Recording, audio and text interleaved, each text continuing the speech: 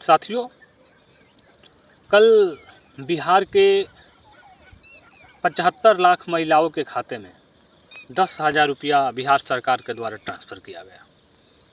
साथियों, एक प्रकार से देखी जाए तो आज के समय में पिछले 1 महीना से बिहार में बिग बिलियन ऑफर डे चल रहा है बिहार के हर वर्ग के लिए। आप जैसे ही सुबह उठते हैं और नीतीश कुमार के ट्विटर हैंडल को खोलते हैं, सुबह से लेकर शाम तक उनके ट्विटर हैंडल पर आजकल घोषणाओं की बारिश हो रही है। साथियों, यदि इसी प्रकार से देश की लोकतांत्रिक व्यवस्थाएं चलती रही तो देश का लोकतंत्र एक दिन रिश्वतखोर और कमीशनखोर हो जाएगा। साथियों, इनकी सरकार पिछले 20 सालों से सत्ता में है, लेकिन चुनाव के ठीक 10-15 दिन पहले, चुनाव के घोषणा के 10-15 दिन पहले इनको एहसास होता है कि बिहार के महिलाओं को आत्मनिर्भर बनाने के लिए हमें कुछ करना चाहिए। उसके बाद यह अचानक जगते हैं नींद से और 10,000 रुपया महिलाओं के खाते में ट्रांसफ़र कर देते हैं। अच्छी बात है, होनी चाहिए थी, लेकिन ये काम 5 साल पहले, 10 साल पहले, 2 साल पहले करना चाहिए था। चुनाव की घोषणा से 10 दिन पहले करना, इसका मतलब साफ है कि आपकी मंशा लोकतंत्र को रिश्वतखोर और कमीशनखोर बनाने की है। साथियों, गजब की हमारी लोकतांत्रिक परंपरा है देश की। चुनाव आते ही घोषणा पर घोषणा किया जाता है हर वर्ग के लिए, चाहे वो युवा हो, छात्र हो, चाहे बेरोजगार हो, किसान हो, मजदूर हो, या कोई सरकारी कर्मचारी हो, या कोई ऐसा कर्मचारी हो जो सरकारी ना हो, उसको भी अलग अलग प्रकार की घोषणाओं के द्वारा उसका भी मन बहलाने का प्रयास किया जाता है। और इस दौरान कुछ युवा अपनी मांग को लेकर सड़क पर आ जाते हैं तो उन पर भी लाठियां बरसा दी जाती है। साथियों, तो मतलब चुनाव के अंतिम दिनों में आप भारत के लोकतांत्रिक व्यवस्था में आप सरकार से जो चाहें आप मांग सकते हैं। अब जहां तक देश की इलेक्शन कमीशन की बात है, वो तो पूरी तरह से सत्ता के गिरफ्त में आ चुका है। अन्यथा ये चुनाव से घोषणा से 10 दिन पहले हर महिलाओं के खाते में 10,000 रुपया ट्रांसफ़र करने पर यदि चुनाव आयोग निष्पक्ष होता, बिहार सरकार पर जरूर सवाल उठाता। साथियों, आप बात करते हैं कि बिहार से भ्रष्टाचार खत्म होगा। ये भ्रष्टाचार ऐसे खत्म होगा जब सरकारें चोरी करके, रिश्वत देके, कमीशन देके सरकारें बनेगी, तो क्या इस सिस्टम से कभी कमीशन खत्म होगा? आप खुद विचार कीजिए। आपको आज 10,000 रुपया दे दिया गया, कुछ लोगों को मानदेय बढ़ा दिया गया, कुछ लोगों को वृद्धा पेंशन बढ़ा दिया गया, युवाओं को 2025 हर महीना दे दिया जाएगा, लेकिन जो मूलभूत सुविधा है, जो आपका अधिकार है, क्या वो आपको मिल रहा है? सबसे बड़ा सवाल ये है। और आपको ये बात समझनी चाहिए कि क्या आपको शुद्ध पानी मिलता है, क्या आपकी अगल बगल अच्छी सड़कें हैं, ये सब छोड़ दीजिए, क्या आपको समय से न्याय मिल पाता है?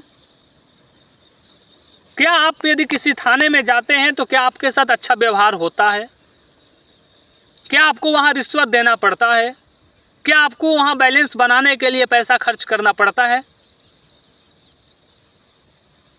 आपके बच्चे, यदि आप गरीब हैं तो क्या आपको अच्छी शिक्षा मिल पाती है? क्या आपको हाई एजुकेशन मिल पाता है आपके बच्चों को?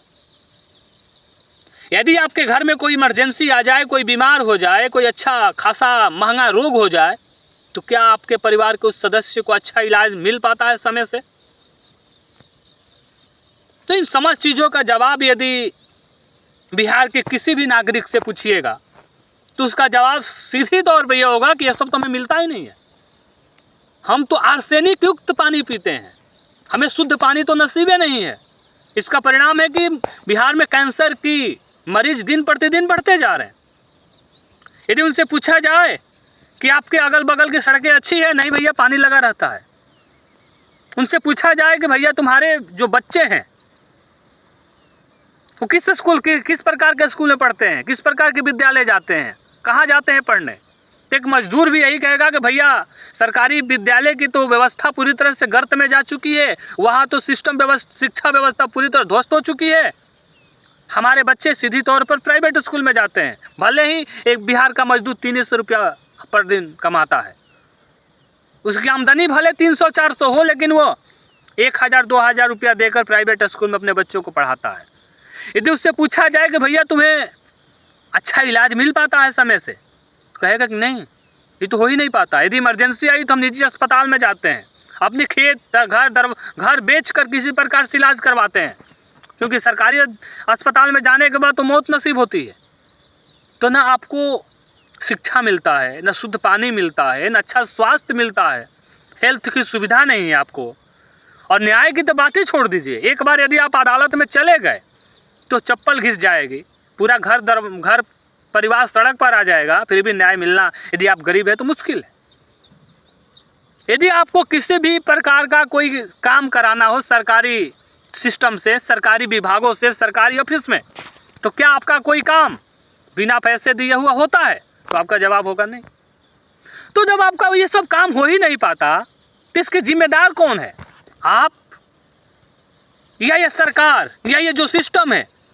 तो सीधी तौर पर हम कहेंगे कि हम और आप हैं, क्योंकि हम और आप 10,000 में जब बिक जाएंगे, जब हम और आप 2,000-2,500 रुपया पर महीने में बिक जाएंगे, तो ये विश्वास रखिए कि आपको कभी भी स्वास्थ्य, एक बेहतर स्वास्थ्य, एक बेहतर शिक्षा और समय से उचित न्याय कभी नहीं मिल पाएगा, क्योंकि ये सरकारों की प्राथमिकता ही नहीं है। यदि आपको और आपके बच्चों को बेहतर शिक्षा मिल जाए, आपके और आपके परिवार को समय से बेहतर इलाज मिल जाए, यदि किसी भी प्रकार की समस्या होती है तो पुलिस तत्काल आपको न्याय दे, सिस्टम से न्याय मिल जाए, या आपके बेरोजगार युवाओं को, आपके घर के युवाओं को समय से अच्छा नौकरी मिल जाए, तो फिर इनका झंडा कौन ढोएगा?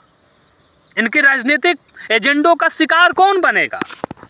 तो यदि इन समस्त चीज़ों में सबसे बड़ा यदि कोई दोषी है तो बिहार की आम जनता है। यदि बिहार में बड़े स्तर पर पलायन होता है, देश के विभिन्न राज्यों में, विभिन्न कोनों में, यदि बिहार के मजदूर हैं तो इसके जिम्मेदार बिहार के लोग हैं, न कि बिहार की सरकार है। क्योंकि सरकार से आप जो मांगिएगा सरकार वही दोगी। सरकार से आप 2,000-2,500 महीना मांग रहे फ्री में, आपकी महिलाएं 10,000 रुपया 20 साल में एक बार आ गए उससे खुश हो जाएंगी। यदि आप चुनाव के समय 500 रुपया और शराब की बोतलें लेकर वोट देंगे, जाति और धर्म के नाम पर वोट देंगे, तो इसी प्रकार से आपके बच्चे अशिक्षित रहेंगे, आपको बेहतर स्वास्थ्य कभी नसीब नहीं होगा। आपकी जो पलायन की व्यवस्था है वो कभी ख़त्म नहीं होने वाली है, ये पलायन हमेशा चलता रहेगा। ये जो मजदूर की फैक्ट्री है बिहार, वो हमेशा बना रहेगा। न कभी आपको अच्छा स्वास्थ्य मिलेगा, न अच्छा शिक्षा मिलेगा, और न समय से कभी न्याय नसीब होगा। ये जिस प्रकार से बेरोजगार युवाओं को पटना में लाठी डंडे बरसाए जाते हैं उन पर, ये हमेशा बरसाता रहेगा ये सिस्टम, क्योंकि आप बिके हुए हैं, आप ईमानदार नहीं हैं। यदि आप ईमानदार नहीं हैं, यदि बिहार की जनता ईमानदार नहीं है, तो बिहार का सिस्टम कभी ईमानदार नहीं हो सकता। ये बात गांठ बांध कर रख लीजिए। यदि बिहार यदि पिछड़ा है, यदि आपको किसी भी प्रकार की सुविधा मुहैया नहीं कराई जाती, यदि आपकी जो मूलभूत सुविधा है, जो आपको मूलभूत प्राथमिकता है, जो आपको सुविधा मिलना चाहिए, यदि आपको नहीं मिल पाता, तो इसकी जिम्मेदार सरकार नहीं, इसकी जिम्मेदार बिहार की जनता है। क्योंकि इसको फ्री की रेवड़ियाँ पसंद है, इससे जाति धर्म के लोग पसंद है। अपने जाति के नाम, अपने जाति के कैंडिडेट पर वोट डालेगा ये, अपने जाति धर्म के नाम पर ये आपस में बटे हुए हैं, जाति धर्म के नाम पर अपनी एक दूसरे की माँ बहन करते रहते हैं। ये जब तक ये जो रूढ़िवादी विचार है, जो ये अंधविश्वास है, जो ये पाखंड है, जो मन में जो घृणा की भावना है, जो मन में एक अलग प्रकार की द्वेष की भावना बैठी हुई है, ये जिसमें जब तक सुधार नहीं होगा तब तक बिहार की समस्याएं जस की तस बनी रहेगी। और ये नेता क्या है? नेता आएंगे किसी भी राजनीतिक पार्टी के, यदि आप ईमानदार नहीं है तो अगला सिस्टम के लोग भी ईमानदार नहीं होंगे, और जो नेता है वो तो कभी ईमानदार हो ही नहीं सकते, ये तो कड़वा सत्य है।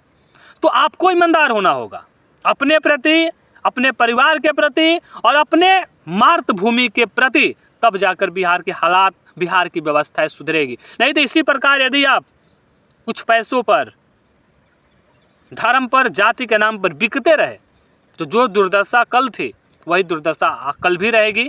न आपको कभी अच्छी शिक्षा मिलेगी, न कभी आपको अच्छा बेहतर इलाज मिलेगा, और न्याय व्यवस्था तो भूल जाइए। धन्यवाद।